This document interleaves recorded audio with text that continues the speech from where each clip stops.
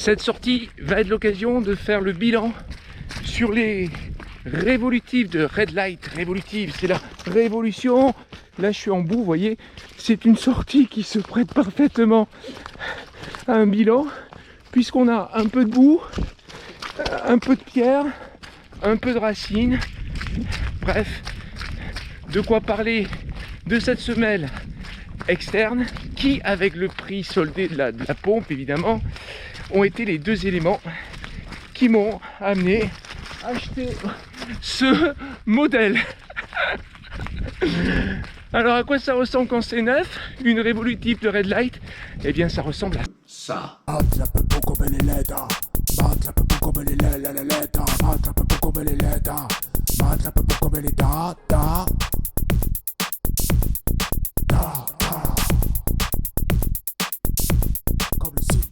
Comme j'en avais marre d'acheter des godasses à plus de 100 € qui durent pas plus de 3 mois, je me suis dit je vais chercher la paire de chaussures la moins chère qui possède les caractéristiques que j'attends pour une paire de godasses.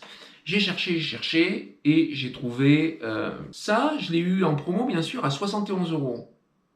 Le prix de vente, il est à 159. 71, 159, tu vois, il y a une grosse réduction dessus. Alors évidemment, je me suis dit, pourquoi ce modèle est-il bradé? Et il est bradé par Red Light directement parce que je l'ai acheté sur la boutique de Red Light. Je me suis dit, soit il y a un vice caché, peut-être, ou soit tout simplement il y a un vice apparent. Et il me semble qu'il y a un vice apparent sur ce modèle. On est tous d'accord pour dire, waouh, qu'est-ce qu'il est moche. Allez, les mecs qui ont fait le design, à mon avis, sont dépressifs. Hein. Ah, ils sont clairement dépressifs. Ils broient du noir, les mecs. Ils broient du noir et un peu du rouge, mais surtout du noir. Alors, ce modèle, c'est le modèle de Red Light Evolutive 3.0. Et pour info, ils en vendent un autre aussi qui brade à peu près au même prix. C'est un modèle qui s'appelle Ultra 3.0, qui par contre a des couleurs, un design beaucoup plus sympa. Premier élément qui m'a fait choisir cette pompe. Comme toujours, hein, vous le devinez, je veux une semelle pleine.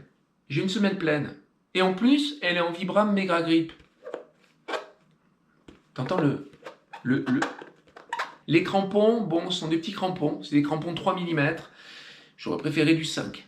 Ils sont permis une sorte de fioriture à l'arrière, là, au talon. Pourquoi faites des fioritures, les mecs? Faites simple. Bon, je vais quand même expliquer le but là, de ce talon un peu spécial, avec ses nervures. Apparemment, c'est pour évacuer plus facilement la boue. Faites simple, les gars. Arrêtez de faire des trucs compliqués. Faites simple. Je voudrais pas que cette nervure, elle fragilise le crampon, là. Je voudrais pas. Enfin, donc, pas de fioriture. Pas de fioriture. Semelle intermédiaire, c'est de l'Eva. Alors, pour le coup, rien à voir avec les New Balance. C'est pas du moelleux. C'est pas parce que c'est pas du moelleux que l'amorti sera pas bon. On va voir. Il y a un système en plus de torsion. Il y a une plaque qui permet d'assurer une bonne rigidité de la godasse. Alors, je peux te dire qu'elle est rigide. Regarde, j'essaie de la plier. J'ai même peur qu'elle soit trop rigide. Je dois t'avouer que ça m'inquiète un peu, mais évidemment, seul l'usage pourra me dire si cette inquiétude est fondée ou pas. Passons à la partie supérieure de la godasse. Bon, commençons par ça. Ça, c'est le chausson en néoprène. Voilà, il y a un chausson en néoprène. Donc, pas de languette, vous enfilez la godasse, vous êtes dans le chausson, il n'y a pas de couture. Hein. Donc, c'est pas mal. Moi, je trouve ça confortable et j'aimais bien parce que j'avais d'ailleurs une paire de New Balance Hero parce qu'il y a une époque où New Balance Hero, l'un des tout premiers modèles peut-être d'ailleurs, ils avaient un chausson et je trouvais ça pas mal. Par contre, le laçage dessus, là, Quick Lace, je peux te dire que, bon, je vais voir là, hein, je vais faire une sortie par curiosité, voir comment ça, si ça me plaît ou pas.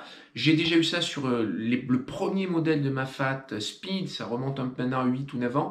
Il y avait ça, bon, qu'est-ce que j'ai fait à l'époque? J'ai coupé, j'ai remplacé par des lacets. Et d'ailleurs, ils y ont pensé, puisqu'ils te livrent la godasse avec une paire de lacets joyeuse, hein, qui va bien avec la godasse, là, bien dépressive, bien noire. Voilà. Le mesh en lui-même, ben, il est particulièrement épais et solide. D'abord, il est doublé. Je vous montre la partie supérieure, mais il y a la même chose ici. Hein. Regardez ça. C'est quand même... Je pense que niveau respirabilité, je pense que c'est pas terrible. On verra à l'usage aussi. Mais pour ce qui est de la solidité, j'imagine que ça fait un mesh solide. Avant du pied, on a un pare-pierre. Alors, ils appellent ça un rock plate. Ils ont mis tout simplement une tige en TPU. Et pour le coup, vous avez un pare-pierre qui est assez costaud. Alors c'est à double tranchant l'éparpillère, parce que c'est bien pour protéger ton orteil de la pierre qui vient cogner dessus, mais en même temps, si tu choisis pas la bonne pointure et que tu glisses un peu, ton orteil va venir cogner contre la partie rigide, c'est pas génial. Donc choisis bien ta pointure. En ce qui me concerne, j'ai trouvé un tableau de correspondance entre les godasses Oka, entre les pointures Oka et les pointures Red Light, et je me suis basé là-dessus. Et ça marche puisque la godasse, c'est parfaitement ce qu'il me faut. J'ai ma petite réserve devant. J'ai une réserve, moi je prends une réserve à minima d'1 centimètre et j'ai ça sur cette paire. Donc le tableau de correspondance fonctionne bien. Je ne sais pas si je l'ai trouvé sur le site Red Light, mais c'est fort probable. Ce pare-pierre, il ne s'arrête pas là parce qu'il y a un renfort, alors pas en TPU, mais il y a un renfort ici. Et puis là, par contre, c'est en TPU aussi, j'imagine, parce que c'est très rigide, qui vient reprendre le logo. Et là, tout ça est protégé. C'est peut-être un peu abusé parce que je vois pas l'intérêt de protéger cette partie-là. Mais enfin, pourquoi pas? Je sais pas. Ça rajoute peut-être du poids inutilement. Enfin, la paire de pompes fait 270 grammes. Bon, peut-être que s'ils enlèvent ça, la paire de pompes, elle fait 100 grammes. Hein. Je dis ça, je dis rien. Mais enfin, on verra. Et ce talon, il faut en parler de ce talon parce que j'avais une hantise, c'est que ça soit assez mou. Donc j'ai regardé le descriptif de la godasse et ils ont un système pour le talon TWS. Alors T c'est tendon, W c'est wrapping, enveloppé, et système d'enveloppement du talon. Alors oui, je l'ai mis et c'est un truc assez rigide dans lequel le talon vient bien se ranger. J'ai l'impression que ça va faire le taf. C'est pas des talons à la Altra. Je sais pas si Altra ils font encore des talons tout mous, mais il fut un temps ils faisaient des talons tout mous. Qui faisait un peu peur, il n'y avait pas de tenue, quoi, ça bougeait vachement, ce qui fait que j'avais renoncé à continuer chez Altra. Semelle de propreté, on en parle. Pour le coup, ils ont une semelle de propreté qui contribue aussi à la rôtie parce qu'il y a 3 plaques qui correspondent aux endroits les plus sollicités lors de la foulée. Est-ce que ça ne sera pas écrasé très vite? On le saura. On le saura dans 3 mois. Elles sont vraiment lugubres ces godasses, lugubres. C'est pas le genre de design qui te donne envie de les mettre. Hein. Pourvu que je me trompe et que je les fracasse rapidement.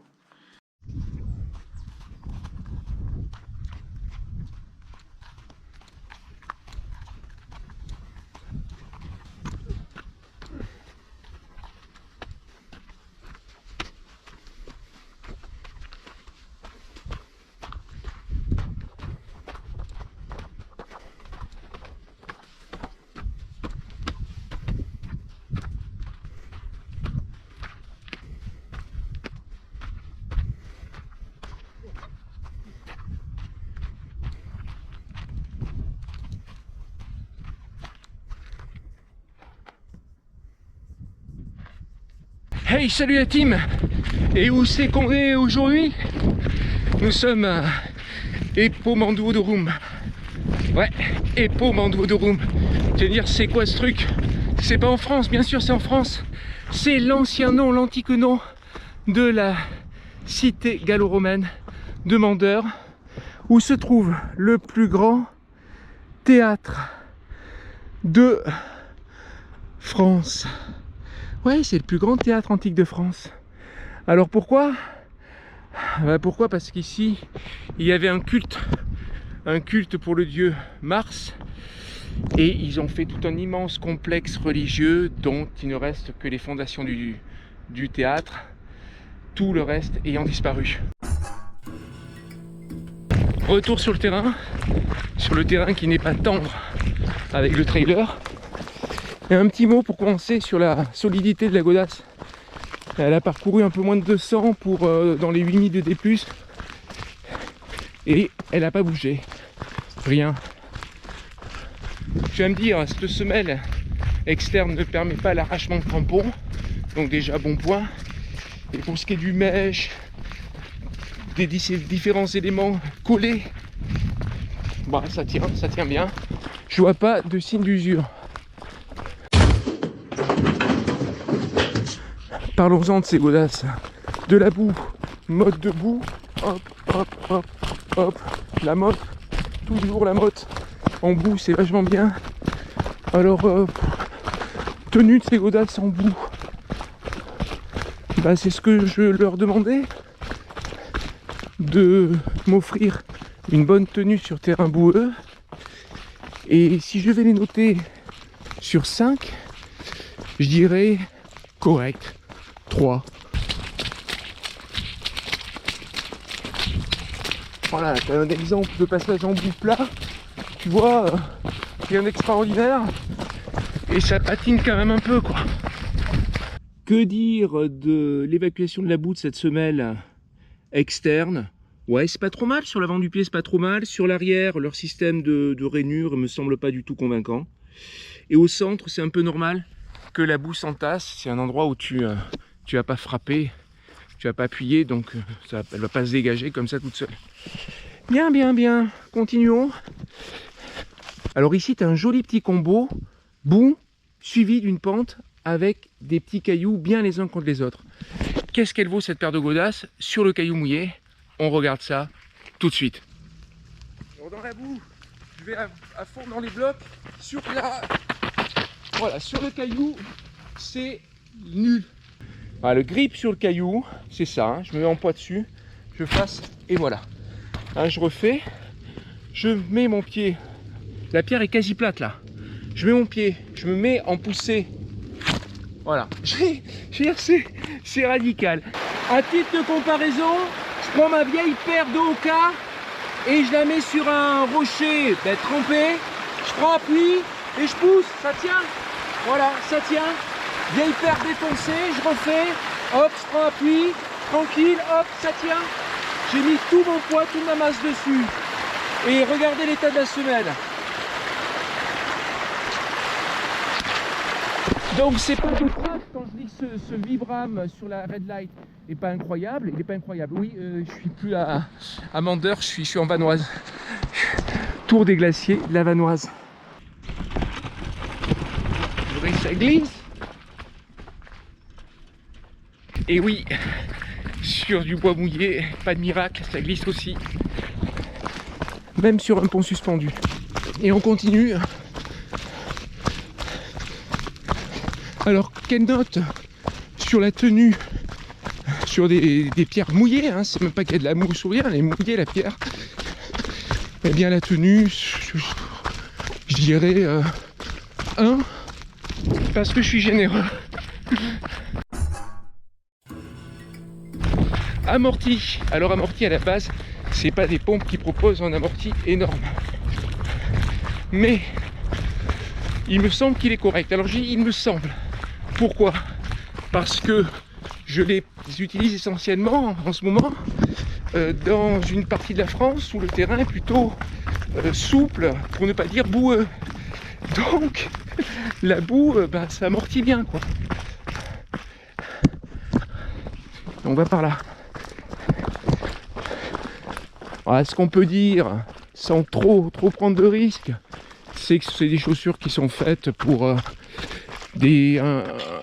80 bornes. Vous savez, le début de ce qu'on appelle l'ultra trail. Ça, c'est compliqué, ça. Problème technique. Ça, tu sais combien je mets là? 2 sur 5, pas plus.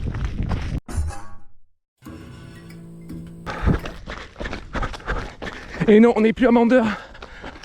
On est pas loin de Tübingen. Ah, la borne. Ce borne fantastique. Rotplatte. Un petit mot sur les chaussons. Très bien, très confortable. Un défaut cependant, il n'y a pas d'œillet. Et comme il n'y a pas d'œillet pour rentrer le pied dans le chausson, ah ben faut te battre un peu, quoi. Ouais, je fais un fartlek. Vue sympa. Et c'est l'occasion de vous montrer ce qu'il advient de ce système de Quick Lace. Ouais, on n'est plus à Mandeur. On est sur le sommet le plus au nord de la forêt noire. Parlons un peu du Quick Lace. Alors, serrage du Quick Lace, nickel, rien à dire. Je suis un peu surpris, je m'attendais à les virer, mettre les lacets, mais non, j'ai gardé. Rangement du Quick Lace dans la petite poche qui est là. Alors ça tient plutôt bien, voilà. Là je viens de faire 12-13 bornes. Et comme vous pouvez le voir, c'est bien resté en place. Je m'attendais à ce que ça sorte, que ça secoue à droite, à gauche, etc. Allez, salut, salut, salut. On retourne à Bandeur. Go! Tout au fond, au fond, sous le carré de ciel bleu, ce sont les Vosges. J'arrive!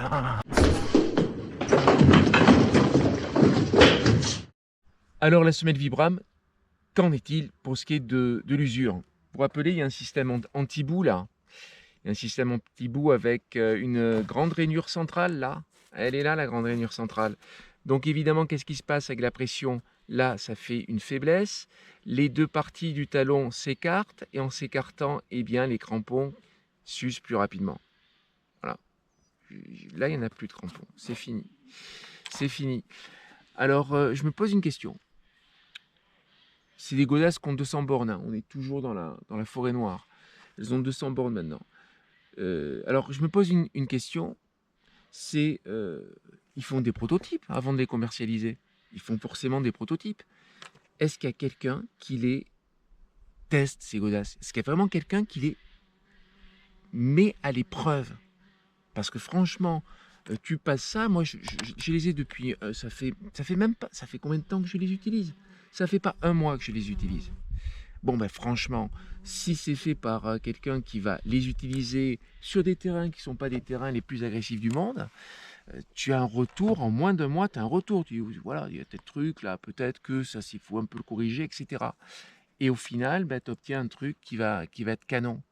Et ça, vraisemblablement, ça, c'est pas fait. Ça n'a pas été fait. C'est pas à moi de le faire.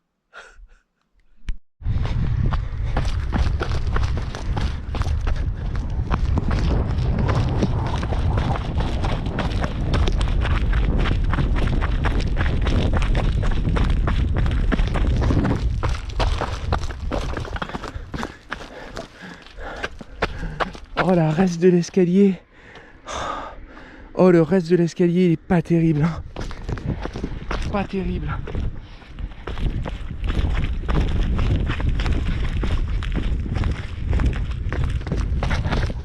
Ah, tout ce gradin là. Tous ces derniers gradins devant l'orchestra, la zone qui est dégagée, ça a été ajouté. Ce qui fait que ce théâtre avait une capacité de 17 à 18 000 spectateurs, ce qui en fait donc le plus grand de France, avant celui d'Autun.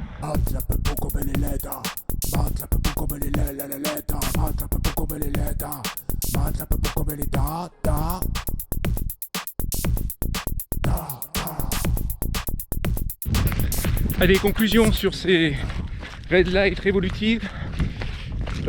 Révolutive, pas révolution. Il y a une différence. Ben écoutez, pas mal. Pas mal au prix où je les ai payés. Ça c'est clair. Allez, salut. Et Banzai.